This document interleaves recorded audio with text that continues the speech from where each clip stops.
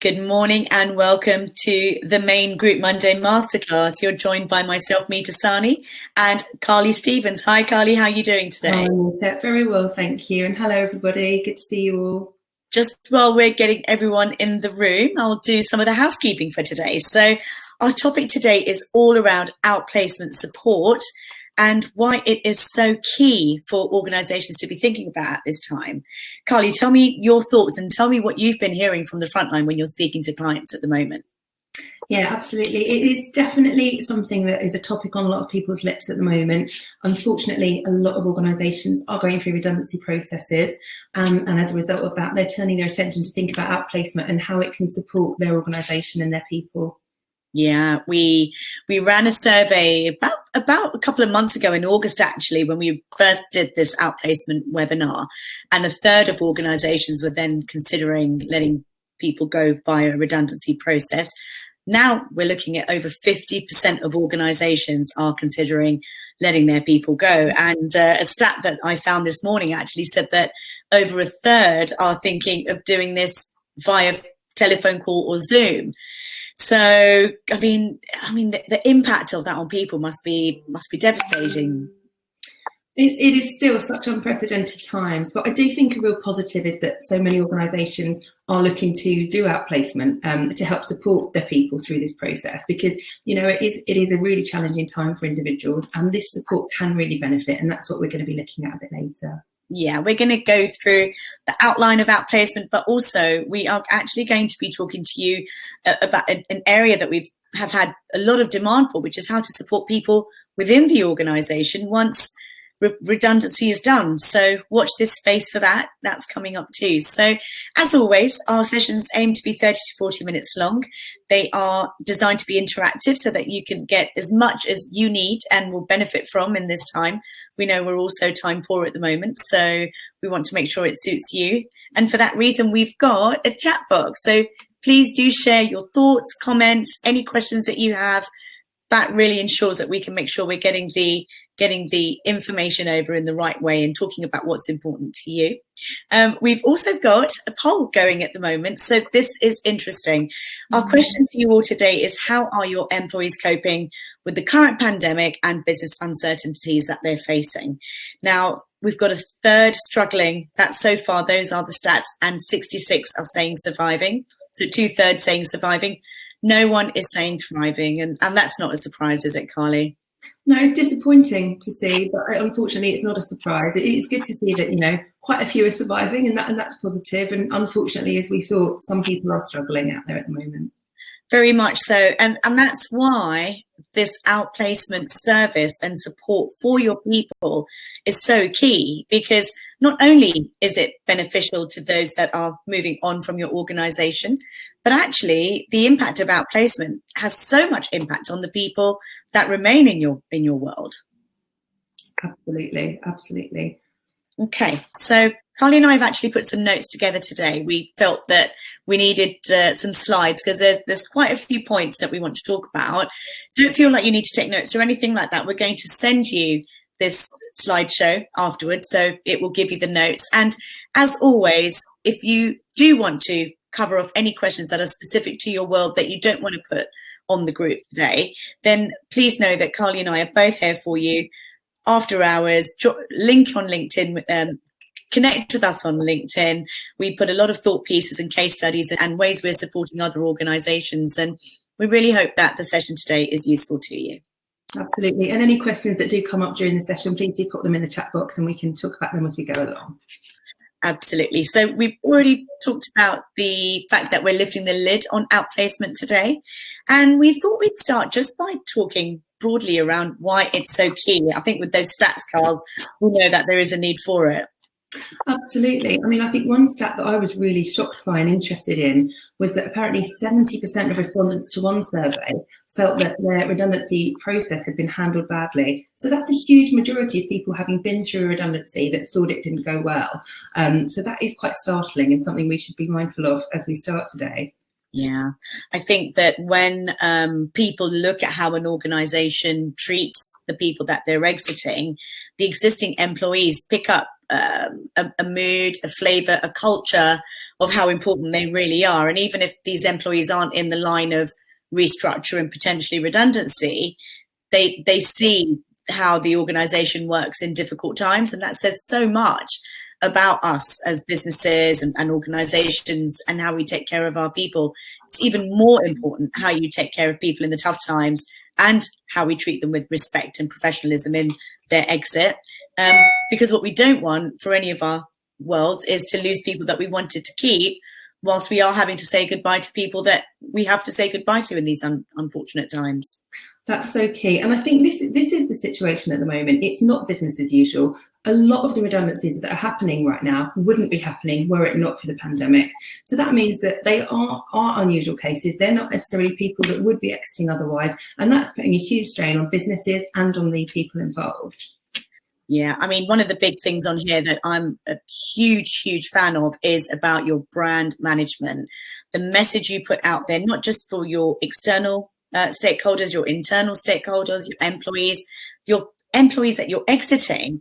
Ultimately, they're going to be connections, fans, or they're going to be people that are not speaking highly of your organization. And it's really important that how the impression they have of you when they walk away remains a positive one. And you may want to talent pipeline them for the future.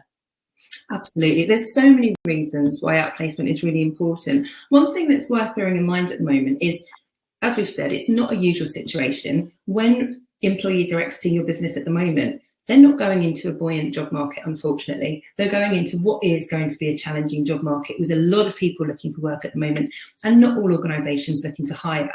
And actually, I think that means that outplacement is probably more important now than it's ever been, because outplacement is proven to cut down the amount of time it takes for an exiting individual to find their new role. And it's also proven to help the individual find the right role. I think people having an exit on their CV at the moment and being made redundant, the last thing they want is a blip. And often people, when they do sort of panic, they go into a role that isn't quite right for them. So outplacement can help cut down the time it takes them to find something and ensure that what they do find is the right role. And positive footprints all around is a win-win for everyone. So if you as an employer can facilitate that, then they will only think more highly of you and recommend you for future employees, for work and for recommendations. And that's the best kind of endorsement.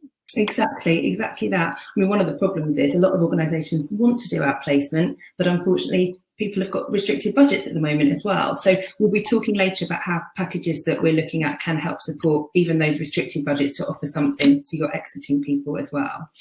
Very much so. Okay.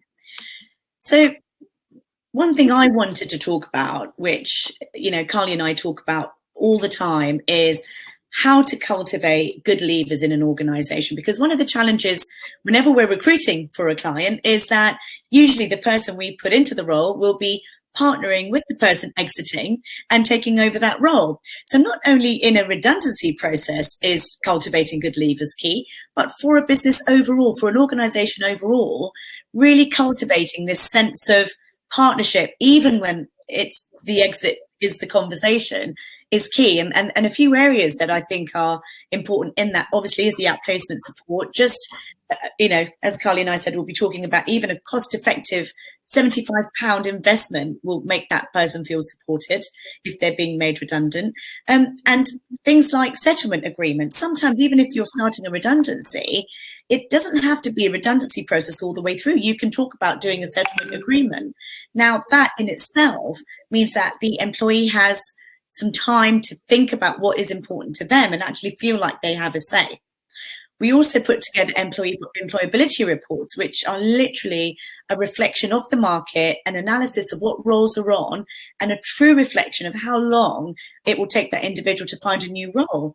So if you're thinking about a settlement agreement and offering a certain period of time in that settlement agreement of income, then often this employability report will be able to guide your communication, your conversation, and your negotiation. Anything that feels objective rather than subjective is going to take and create a better feeling coming out the other end. And we have a question all around what's included in outplacement. Well, we're going to be coming on to that on the next slide. Anything else that you feel is important to talk about there, Carly? I think really just to reiterate the point that we all know that people who are leaving the organisation, obviously we want to look after them, but I think it's really key to reiterate that people who stay within the organisation after a redundancy process also are massively impacted by it. A lot of them have really close relationships with people who are leaving, and it's really important for them to know that the organisation that they're going to continue working for has treated their friends and colleagues well. And so it's just really important to remember that you've got these people who are sadly exiting the business, but it's also equally important to think about and look after the people who are staying in the business as well. Yeah, right down to really small minutiae like how you close down someone's workstation, tech engagement, things like WhatsApp groups. Companies are creating WhatsApp groups now. How do you unravel when to close down a group, when to take somebody out of a group? All of these small sensitivities will impact on the people that you retain as well as the people that you say goodbye to. So very, very tricky times, and a good tick list of what to consider when working on how to cultivate good leavers. And ultimately, you want to keep everyone in your network, and you want them to be fans, because that's what's going to create a pipeline of success for the future. And I think it's very possible that Carly has frozen. Yeah, it looks like she has. We might lose her and then have to come back to her in a minute. Are you back, Carls? Oh no, we're having a challenge today. Apologies, everyone. What I think Carly, are you back with us? I'm so sorry. It seems to be intermittently in and out. I seem to be back now. Apologies, okay. Everybody. No, that's all right. I'm still here. Hopefully you could all still hear me. Let me know if you're having any challenges with hearing both of us, because then we'll have to definitely do a reboot. But as long as you get one of us, hopefully you'll glean everything you need from the session today. So as per Tosh's question, we are going to very, very briefly go through what is included in outplacement support, because ultimately what we do for you as an organisation is support your journey with your employees when you're making them redundant. It's very difficult to not only do the redundancy process, but then also have to think about the message, the support, the guidance. How much can one team do? There's so much pressure on support teams and HR teams at the moment. Yeah, just to add to that, some organisations have been doing a really good job of doing their own outplacement services, which has been brilliant because it's so much better than doing nothing. But it can be so useful to outsource it, particularly if you're outsourcing it to providers who have got access to other roles for these individuals. That can really add an extra layer to the process. Yeah, very much so. So starting with brand management and then coaching people through the redundancy process, both areas we've spoken about. We've spoken about the fact that getting that message right and consistent for everyone is key. And then letting people feel supported, both those going and those remaining, making sure that everyone knows what support they have and what questions they can ask. And confidence is key in this, isn't it, Carls? I mean, one of the biggest challenges of finding a new role is when you don't feel like you're worthy of anything, when your confidence is shot. Absolutely. And conversely, after going through redundancy, that's not a time when you're feeling your best. It's not a time when you're necessarily ready to face the world. And that's part of the outplacement process. It gets people ready to go out there and present themselves, rebuilds their confidence, deals with any of those challenges of accepting the situation, and helps you to move forward. Yeah, and tell me a little bit about the career coaching and CV process, because all of that links into one, doesn't it, with LinkedIn, which is such a key factor now.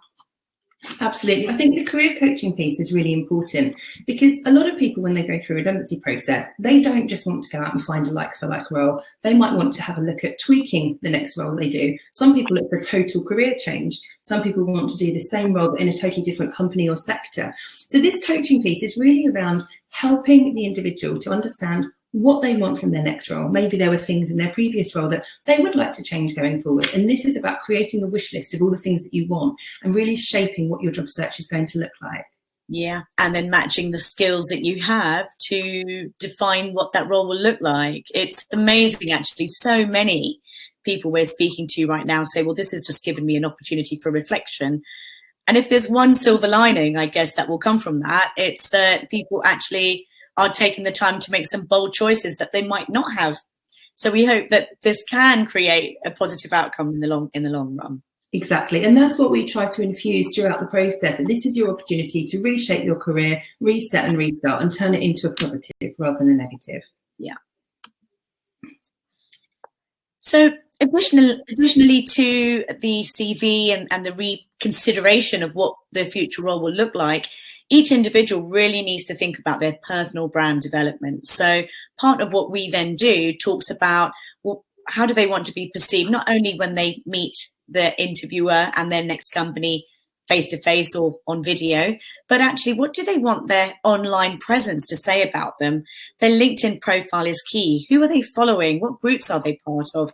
Obviously, we know about the social media data and audit. That's really key to do, but don't take it for granted that everyone knows how to check their audit of their social media presence and message. A lot of people we're finding who are being made redundant at the moment haven't looked for a job for many years. Senior execs that we're coaching and supporting haven't looked for jobs in decades, but they're not ready to give up, and retire. They want to find the next opportunity. So for them, this is a landscape like no other. Absolutely. It's really helping people to think about job hunting in the digital age and what differences that means and how you need to adapt your search. And even with the personal brand management, it's things like how you come across if you're applying for a role and what you write on your covering email, and just giving people guidance on what perception of that might be. So this is a really great section and it covers a lot. A lot of people get a lot out of this. Yeah. And that's where the reference library and set of facilities come in as well. And for us, not only do we do the outplacement service, which includes the coaching, which includes the CV writing, the confidence building, and then preparing them for roles and interviews. And we actually walk through their whole journey until they've got that role. So it really is about having regular touch points over a period of what could be days initially will be quite intense, but then weeks and maybe even months that we check back in with them to make sure that they're okay. So this outplacement process is comprehensive and very supportive. And as Carly mentioned, we've got two types, which we'll be coming to talk about more about exactly what suits your company and what budgets that you have to allocate to this at the moment. Exactly. It is really in-depth. The applying for roles in the interview prep, we will actually do role plays of the interview with candidates. We'll tell them how to or help them with their application. So this bit is a really in-depth involved piece, which is really hands-on coaching. Yeah. And even if you feel that you're not sure about whether you need this for your organisation or not, just give us a call and we can talk to you and tell you which type we think might work best for you. Okay. Now, this element of the presentation, I have to say, is new. Carly and I talked about this and we said, do we bring this into a talk all about outplacement support? Because traditionally, outplacement support is all around supporting people who are exiting. But we've heard a lot from organizations, from people, from all sorts of environments and sectors where they're saying, well, what are we doing to support the people that are left after redundancy and restructure? So what Carly and I did here is we put together what we have been doing anyway, but in different ways. So we've been helping our clients retain and develop their staff. We've been helping our clients exit. But what we've put together here in the lots of restabilize, restructure and reassure, and then retrain area is how to support your people who are left in the organisation. Yeah, it's so important. This is almost like an outplacement package, but for your remaining team. It links to the outplacement, it links to the redundancy process that everyone's been through, but this is for the people left behind to help support the business continue thriving and the people within to help with that. Very much so. And what we found is that ultimately for any organisation, we want to ensure that by partnering with us, you are thriving, which we know is very difficult in these times. So step one, as we feel after a redundancy process, is making sure your team are okay. Step one is just make sure they're okay. So how do you restabilize them? Well, first and foremost, help them understand that this is now the organization. This is our company vision, this is our team vision, and this is our individual vision. Let's make sure everyone feels supported, listened to, and doesn't feel invisible while everything is going on around them, because that often is a risk. So it's almost like a reintroduction then, Meta, of existing people. Yeah, exactly that. Almost going back to the basics of who we are, what our culture is, what our values are, and what our strategy is, in a new pandemic time. People want to feel reassured that the organization knows where they're going and that they know what it looks like for them in that structure. And the reassure and restructure, how does that part of the process work? Yeah, so I think once they've had workshops and open lines of communication to know that this is a two-way street of communication and no questions are off the table, reassure them, you are one of the chosen ones here. We have had to have a restructure, but we feel that you are key to the future of this organization. Tell them the line has been drawn. We've done all the redundancies that needed to happen. And if there are more redundancies in place, then give them clarity on the fact that there could be more, but this is where we're drawing the line. This is where we see that there won't be any more to come. So help them understand and see what you see, because we often assume that people know what we know, but they don't. That's such a good point, Mita. One of the things that my network are talking to me about at the moment is that the people are nervous that there's going to be another wave, there's going to be another round. So they can't quite settle into the post-redundancy world. So if you can offer reassurance to your employees that is done, that is the final wave, then I think that will really help people to feel solid and able to move forward. It's headspace, isn't it? If their headspace is in thinking about, God, am I next? What does this mean? Is the company going to survive? Am I going to be working with these colleagues, or is it somebody new? People can't plant roots again. And that means that they can't do an exceptional job. They're just going through, almost like zombies getting through day by day. I think once we've got that acceptance and we've drawn a line, I think then it is about looking at the individual job description for every employee in your organization and breaking this down manager by manager, making sure that in the new world, the post-redundancy world, the restructured environment has job descriptions to fit the skills and the role remit that is required. That's such a good point, because another thing that people are telling me is that people are worried about who is going to be doing the work that's left behind from these people who are leaving. People know it's probably going to have a knock-on impact on some of them and their roles. And there's that extra layer of nervousness when they're not quite sure and it's not been communicated clearly what duties they're going to have to take on as a result of this. Yeah. So giving them clarity with both their short-term and long-term goals is key. And then showing how it fits into the whole team so that everyone understands. And something we recommend for that is what we call a strategy day. So getting everyone together with their individual business plans and making sure that everyone understands each individual duty and responsibility, and therefore what the team assignment is and how they are all aligned to achieve those results and outcomes. I bet that can act as a bit of a team build feel as well, which will help remotivate as well. It does. I think that's the best way to treat it, is like a team building day with some fun stuff and some business stuff as well, all thrown in together. And we actually have a masterclass video that we're going to make available to everyone that signed up for today, which is all around how to create that winning strategy day for your people to help them be really focused and aligned and everyone facing in the same direction and feeling motivated to help drive your world forward. So important. So once you've looked at the JD, the next step really is around retraining and really looking at where the skills gap might be. Carl, tell me a little bit about what you're seeing with your clients and how they're addressing this area. Yeah, so when clients are going through redundancy programs, they've normally thought a lot about how they're going to refill these skills within the organisation. And a lot of the time they've earmarked individuals who can take on a little bit more work. But I think something that's a really important next step for that is the communication and then helping to reskill or upskill these individuals as needed. It might be that they've got the soft skills, but they don't know how to practically apply them. So it might be on the job training that they need, or it might be that they actually do need some upskilling specific to the new duties they're taking on. So it's really about doing an analysis of each individual who's been impacted by the redundancy program and what new skills they need now. Yeah, so we start with the why. So the strategy day is all about the vision, the why. Why are we all doing what we're doing? Where is this team going?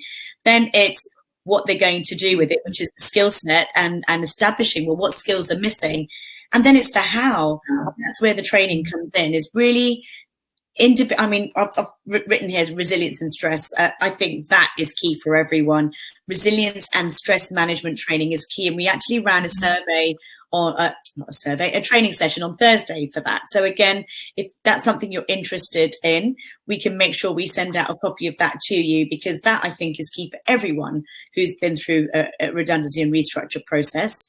As you mentioned, Carly, soft skills training is key because that's how people manage themselves and manage their time. But then also, if there are specific skills to their role, so if they've got professional qualifications, it's making those available too.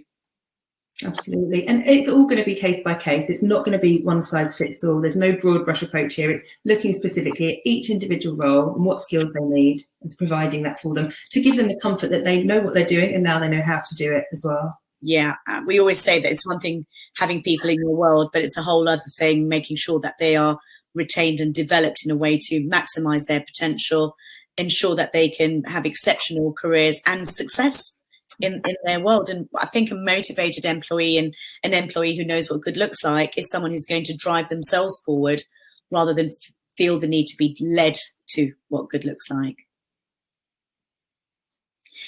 I think the final area that I would say then is recruiting to replace. I mean, yes, we can do all the outplacement support and let go of the people that we don't and can't keep in the organisation anymore. Then there are going to be people that decide after looking at all of this that this role isn't right for them. So something that we are also supporting our clients with is a recruitment checklist that if you do have to replace, what is key to do in that space. And we are enabling our clients not only to work with us and let us help them find people, but also where your budgets or strategy may have shifted, we are training our clients on how to recruit for themselves as well. Absolutely. I think what's interesting here, some organisations in our network who've already been through their redundancy programme have realised that they're not 100% what roles they need to fill just yet. There's still a bit of uncertainty. So a lot of people are looking at interim, so maybe temporary or fixed term contract hiring, which helps them get through what they need right now, even though they don't necessarily know what 6 months to 1 year might look like yet. Yeah, that's very true. And we're also getting a lot of maternity contracts, which is a great result of now. But flexible working solutions are really, really popular at the moment. So shall we go on to the format of delivery, Carly? I know that it's all very well talking about what we offer, but I think it's really important for organisations to know what the costs are going to be and what the commitment is. Absolutely. So going back to the outplacement, as we said right at the beginning, there's more demand for this product than ever, yet sadly organisations have got restricted budgets at the moment, maybe even more than ever. So there is a challenge there. So our outplacement packages have been put together in two ways. So the first option is a slightly more budget-friendly option. And what this allows you to do is put a group of exited employees through an outplacement programme together. So it is less of a one-to-one, but it means that you can still give them something. And actually, all of the benefits of outplacement that we've talked about will still be gleaned and still gained from doing a group outplacement scenario, but it is more cost effective and your people will go away still feeling like they've been looked after and supported. Yeah, and guidance is key, ultimately having for them to have a checklist of what to consider and what outcomes that they can expect from applying themselves in a certain way. Again, it gives them not only the tools and the checklist, but a reassurance and an added level of confidence, which counts so much. Absolutely. So this is a really good option if you want to offer people something, but you haven't got full budget for this sort of detailed one-to-one coaching. And tell us about option 2, Carls, because that, again, is where we were traditionally. And pre-pandemic, this is the area we did most of our work in. Absolutely. And this is the full suite of outplacements, which is one-to-one coaching, which is going through each of the steps that we outlined in detail on a one-to-one basis with your career coach and really helping the people to get to these realizations that they need to get into internally so they can present themselves externally. So they're going to receive a certain amount of hours of one-to-one coaching across all of the areas we've discussed. It is a little bit more expensive, but it's something which we're told is hugely, hugely valuable, both for the individual exiting, the individuals left behind, and for the organisation. Yeah, and ultimately, the individual that is exiting can go forth with positive footprints, which is what I think is key, and then remain a fan. And, especially in these times, all the restructures and redundancies will, in a couple of months or years, depending on how quickly we get through this pandemic, will lead back to rehiring. So if you can create a bench of potential talent for the future, well, then you've overcome many a challenge of hiring for the, for future talent that your organization needs. This piece is so key. I think, as we said before, organizations are sadly having to say goodbye to people that they wouldn't be if they had any other choice in the matter. So these are key people that you might want to keep on your bench, have in your talent pool and rehire later down the line. And we spend so much time and money on recruiting throughout a year that don't miss out on this opportunity to keep those relations strong and potentially rehire these people later. Yeah, that is key. For us, working with our clients is all about attracting and recruiting the right talent and then retaining and developing them to maximize their potential. And where we are at times like this, where we're exiting, to make sure that your exit journey and the experience of the exit will still impact full circle back to when you get back to recruiting, retaining and developing your people going forward. And that's one of the reasons why, in terms of our outplacement service, we are offering a two-pronged attack based on your budget. We're also offering additional services such as the Restabilize package, which is all around making sure, and not just leaving it to chance, but actually actively making sure that your employees who are remaining are supported. And we would do that through guiding you to do it, or we could come and walk that through with your people. So either way, we can support you with that. The employability report is great because it stops the conversation feeling personal and subjective, and it actually helps any employees in an exit process feel that they are dealing with very black and white facts. And we know it's not personal, but when you can put reports and analysis in place to show it's not personal, that really does go a long way.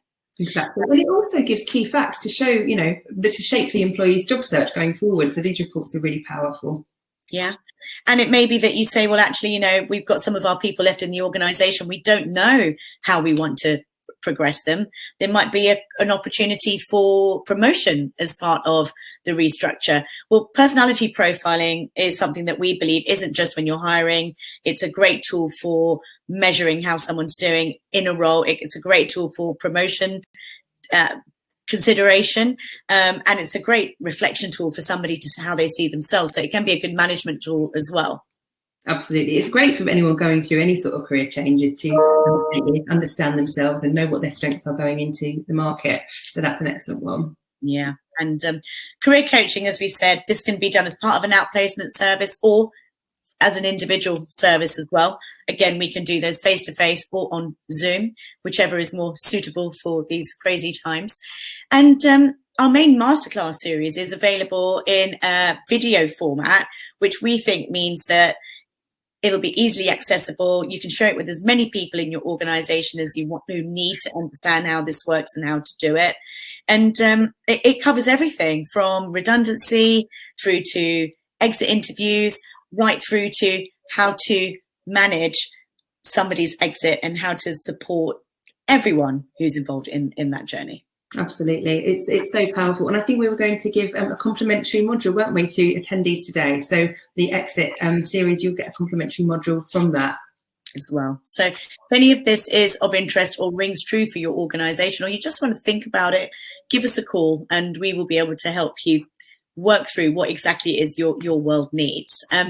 Carly, to close off, I'd love you to talk a little bit about exit interviews and why you think they need a separate mention and what we offer here. Absolutely. Well, we talk a lot about exit interviews in the exit series, and it's so powerful. But it's really interesting how many organisations don't do exit interviews when there is a redundancy scenario, particularly a mass redundancy scenario.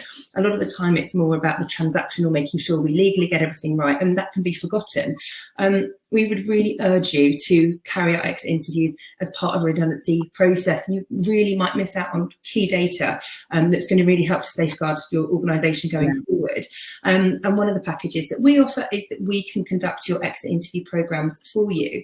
It's interesting, but a lot of the time individuals are more likely to be more candid with information to an external party. And that can be particularly true when there has been a formal redundancy, rather than just someone's handed in the notice and they're leaving. So exit interviews, whether you do them through us or through another provider or do them yourself, we urge you to do them because you will really, really glean valuable data from that. Yeah, they are so powerful. And what I find is that if an external organisation who is independent from your world does do the exit interview, you tend to get a more frank and open set of responses and answers, and that will then really help you get under the skin of where you're winning and where there might be some areas to focus on and revisit. And that's what this is all about, is a continual cycle of improvement. And when we're facing the difficult times of this pandemic and trying to create a world of surviving and now hopefully back to thriving, any tool that is going to help with that, we think is key. And on that note, I think we're going to tie up our webinar for today. I just want to say thank you for the comments. Tosh, you're saying very reasonable value and something you'll be recommending out to your client. Well, thank you. And the fact that it's, something that can be really focused and made bespoke for every business, I think that is key, because ultimately it's what's right for your world that is important, and your people, and every organization is individual in its culture and approach. Exactly. And that's, as we just said before, it's not one size fits all. So if you are concerned or not sure how any of these could help your organization, pick up the phone and we can just talk you through what's going to be right for your organization right now. Yeah, and we hope this has been helpful. We would really appreciate your feedback. Your feedback already from the poll showing that of your employees, whether they're coping under these difficult times, 25% are struggling, 75% are just surviving, and we've got no takers for thriving, which isn't surprising. But we hope that some of the tools that we've given you today, and if you do decide to give us a call and take these on board, will help you with that journey. Absolutely. I think this is where we want to get to with all of this. This is about going from struggling or surviving to thriving, which is where obviously everyone wants to be. Very much so. Well, thank you so much. Thank you, everyone, for attending today's webinar. Thank you for your comments and questions. And Carly, as always, thanks for joining me on today's webinar. Thanks, Nita. Goodbye, everybody. Bye all. See you soon. Bye.